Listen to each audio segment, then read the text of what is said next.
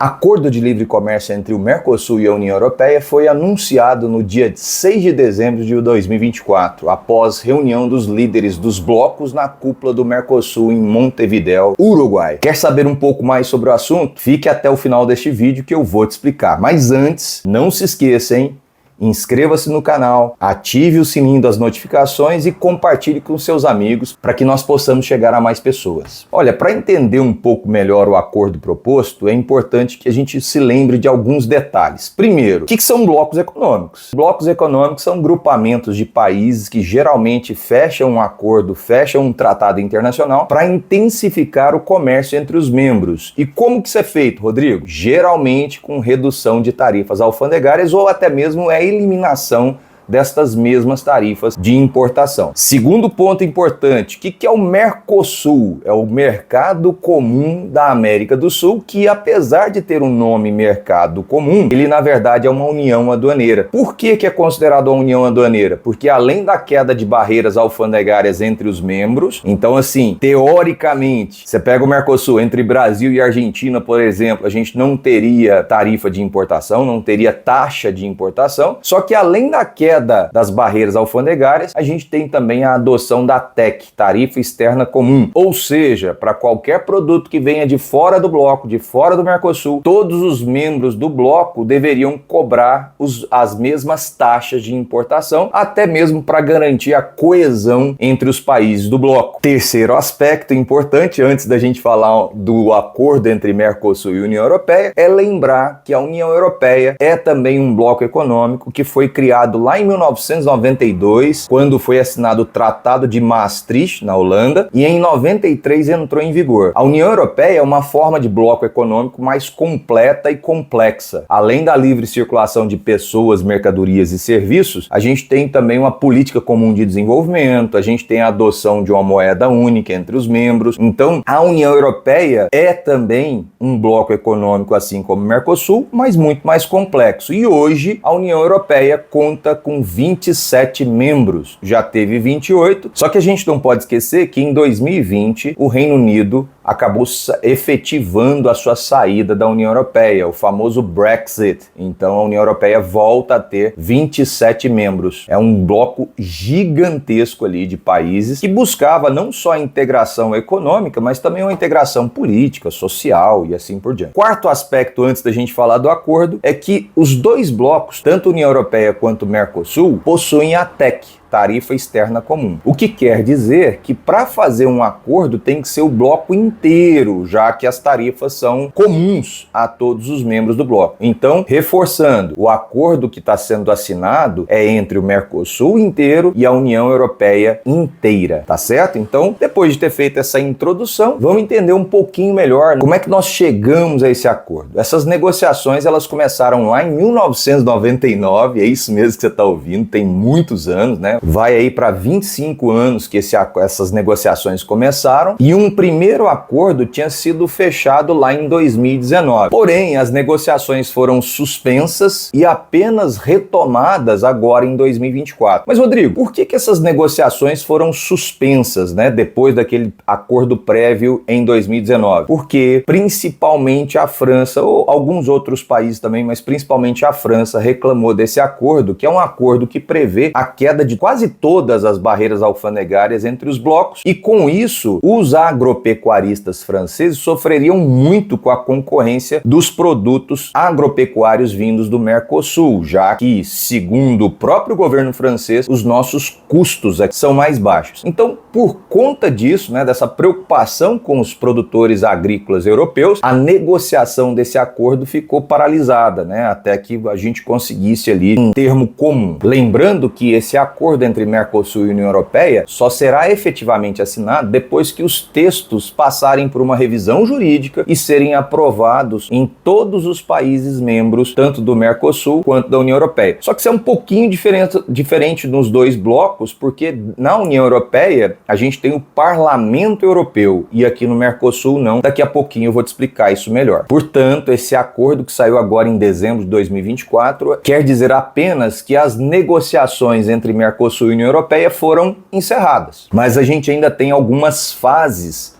para que esse acordo seja concluído e entre em vigor. Portanto, não vai achando que você já vai poder comprar aí a sua BMW sem imposto de importação ou seu perfume francês sem imposto de importação, não, porque até que isso entre em vigor ainda vai um bom tempo. E outra, a queda das barreiras alfandegárias, ela será progressiva ao longo de pelo menos 10 anos. Então, calma lá, não se anime ainda. Mas, Rodrigo, qual que é o posicionamento hoje, né, da União Europeia, dos líderes da União Europeia? Isso ficou bem claro quando a presidente da Comissão Europeia, Ursula von der Leyen, disse que este é um acordo ganha-ganha que trará benefícios significativos para consumidores e empresas de ambos os lados. Estamos focados na justiça e no benefício mútuo. Ouvimos as preocupações de nossos agricultores e agimos de acordo com elas. Este acordo inclui salvaguardas robustas para proteger seus meios de subsistência. É o que ela acabou afirmando, né, numa entrevista recente. Lembrando que o que ela chama de salvaguardas é que existem algumas proteções aos produtores rurais europeus que ainda vão permanecer. Isso tudo foi negociado. Então, com certeza, ficou muito claro que uma das preocupações, né, dos membros da União Europeia é com os padrões de saúde dos alimentos da União Europeia e também das regras ambientais que, segundo alguns críticos europeus, aqui no Mercosul são mais flexíveis. Só que no fundo, o Macron, por exemplo, presidente da França, que defende essa postura, ele está muito mais preocupado com a concorrência dos nossos produtos agropecuários na União Europeia do que com questões ambientais. Ele deixou isso muito claro em várias falas dele. Mas afinal, o que representa na prática esse acordo, né, entre Mercosul e União Europeia? Bom, o acordo ele tem um objetivo principal de reduzir tarifas de importação entre os dois blocos. A ideia é reduzir a zero ou quase zero as tarifas de importação da maioria dos produtos, né, mais de 90% dos produtos, entre eles produtos agropecuários e também produtos industrializados. É bom destacar que quando a von der Leyen falou que é um acordo ganha-ganha, é porque o Brasil vai levar vantagem podendo exportar os seus produtos agropecuários e a União Europeia leva vantagem podendo exportar seus produtos industrializados. Além da queda de barreiras alfandegárias entre os dois blocos, estão previstas algumas outras situações, tais como cooperação política, cooperação ambiental, que é um tema que vem sendo muito discutido, né? A COP29, que aconteceu agora em 2024, deixou clara essa necessidade de cooperação ambiental, então isso já está também no acordo entre União Europeia e Mercosul. Outro aspecto, o livre comércio entre os dois blocos, isso daí foi o que ficou muito mais claro, porque a queda de barreiras alfandegárias. Outro aspecto também muito importante que está previsto no acordo é a harmonização de normas sanitárias e fitossanitárias, né, que são voltadas aí para o controle de pragas, doenças. Então isso também está constando no acordo, que era uma grande crítica que principalmente o governo francês havia colocado, né, de que eles estariam preocupados com essa questão do controle sanitário. O que seria esse controle sanitário? É o controle de pragas na agricultura, de doenças. Então isso já ficou bem estabelecido também nesse acordo. Um outro aspecto também é a questão da proteção dos direitos de propriedade intelectual. E por fim, a abertura para compras governamentais, tanto por parte do Mercosul, dos países do Mercosul, quanto por parte dos países da União Europeia. O histórico desse acordo é o seguinte: as negociações, como eu já havia falado para vocês, elas começaram lá em 99, teve um termo preliminar assinado em 2019, ficou paralisado e desde então esse texto vem passando por revisões que foram propostas inclusive pela pressão que eu já comentei com vocês, exercida pelos países da União Europeia preocupados com a concorrência dos nossos produtos agropecuários. É bom destacar que, como eu falei, mesmo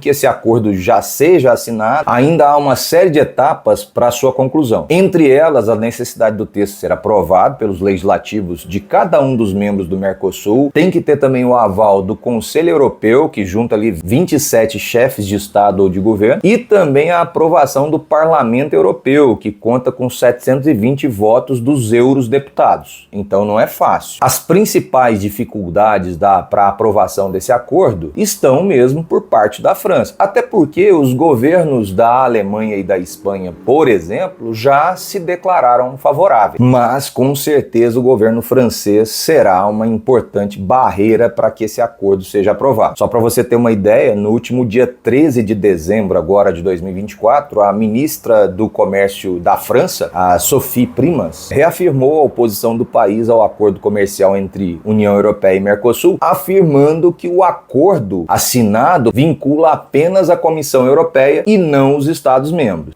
Só que tem um detalhezinho, né, pessoal? Se for aprovado pela maioria qualificada dentro da União Europeia, as regras servem sim para a França. É pressão, né? Com certeza com medo da concorrência aí dos produtos agropecuários vindos do Mercosul, principalmente do Brasil. É difícil concorrer com o Brasil. Mas, Rodrigo, como é que o Brasil pode ser beneficiado com esse acordo? Trazendo alguns números aqui para vocês, entre 2024 e 2040, o acordo poderia provocar aí um crescimento de 0,46% no PIB brasileiro, mais do que o 0,06% trazido para a União Europeia e o 0,2% para os demais países do Mercosul. Ou seja, esse acordo pode ser muito favorável para o Brasil, com certeza. Na balança comercial, o Brasil teria aí um ganho de 302 milhões de dólares, ao passo que a União Europeia teria um ganho de 344 bilhões de dólares, né, na sua balança comercial. Então é por isso que os outros países estão pressionando para que esse acordo saia. A França tem um interesse direto porque o setor agropecuário francês é muito forte mesmo, só que os outros países europeus estão pressionando porque com certeza isso traria um aumento do comércio, um aumento do PIB dos países ali na União Europeia. Para o Brasil pode ser muito positivo. Aliás, falando disso, agora a gente vai fazer uma análise aqui dos pontos positivos e os pontos negativos. Vamos começar com a notícia boa,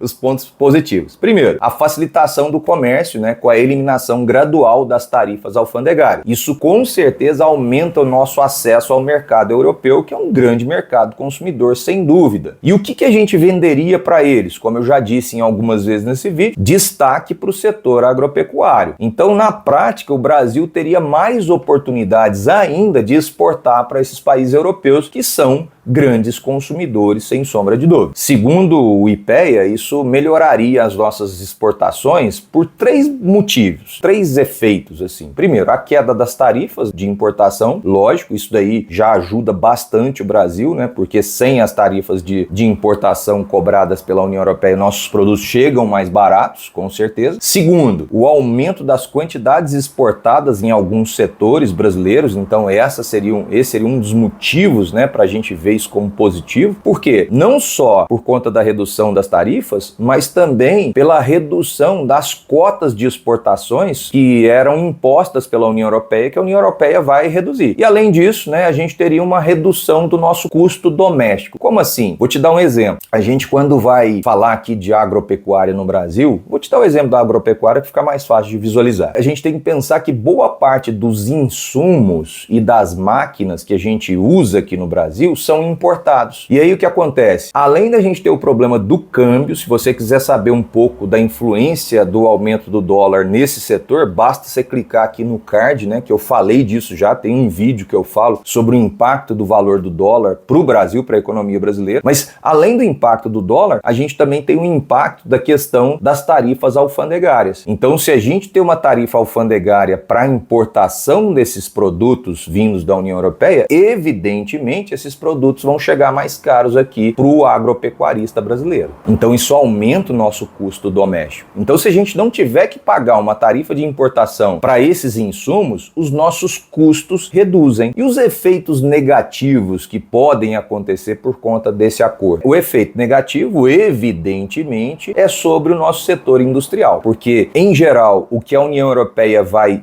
aumentar as suas exportações aqui para o Brasil são os produtos industrializados. E, lógico, isso vai exercer uma pressão sobre a indústria brasileira, que, para se adaptar melhor a esse acordo, vai ter que investir num dos grandes gargalos que nós temos no Brasil, que é a questão da logística, principalmente de transportes. Transporte no Brasil é muito caro e ineficiente. Então, é um problema, sim, que a gente vai ter que enfrentar com muito mais seriedade. Bom, Rodrigo, e aí? Mas você falou que não vai, esse acordo não vai entrar em vigor assim de cara, mas quais são os próximos passos para que isso aconteça? para a conclusão desse acordo, a gente precisa de alguns passos. O primeiro passo é um passo muito simples e técnico. É a tradução desse documento, né, para as 23 línguas oficiais que a gente tem dentro da União Europeia e as 2 línguas oficiais que a gente tem dentro do Mercosul, que são o português e o espanhol. Então tem que traduzir esse texto até para que os deputados e senadores possam ter condições de votar, né, de aprovar ou não esse acordo. Segundo, a gente tem que ter a assinatura dos líderes dos 2 blocos, tanto do líder do bloco da União Europeia quanto do líder do bloco do Mercosul. Terceiro, a gente tem um encaminhamento do acordo para aprovação interna tanto dos membros do Mercosul quanto da União Europeia. E aí entra aquela diferença que eu havia falado para vocês no começo do vídeo. Aqui no Mercosul, como é que funciona isso? Cada parlamento vai ter que aprovar separadamente. Então a gente tem aqui o Congresso Nacional no Brasil, os deputados e senadores brasileiros, os deputados argentinos, os deputados... Então cada um tem que aprovar. Lá na União Europeia é um pouco diferente, porque lá a gente tem uma integração política maior. Lá tem que ser aprovado pelo Conselho da União Europeia e depois aprovado pelo Parlamento Europeu, que é uma espécie de poder legislativo da União Europeia como um todo, que tem lá os eurodeputados, né? Cada país manda para o Parlamento Europeu os seus representantes para esse poder legislativo. E aí depois que for concluído todos esses trâmites, né,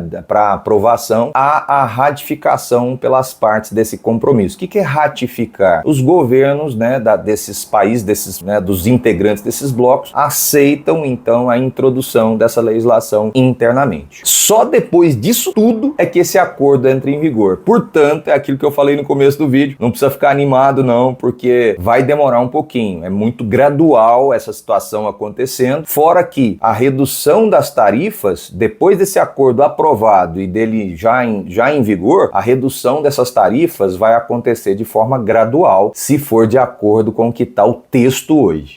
Para ser aprovado ali na União Europeia, ele precisa ser aprovado por pelo menos 55% dos países que compõem o grupo, só que esses 55% dos países têm que corresponder a pelo menos 65% da população geral da União Europeia, porque senão seria injusto, né? Porque a gente tem países muito pequenos. Então não é muito fácil, né, ser aprovado lá no parlamento. E lógico, né, há o receio de que a França consiga o apoio de mais outros países para barrar a aprovação desse acordo no parlamento. Reforçando que a aprovação do acordo pela maioria na União Europeia obriga todos os países membros a cumprirem esse acordo, inclusive a França. E você, acha positivo esse acordo? Deixe sua opinião nos comentários e não esqueça de compartilhar esse vídeo com outras pessoas que também se interessem por esses assuntos. Grande abraço e até o próximo vídeo.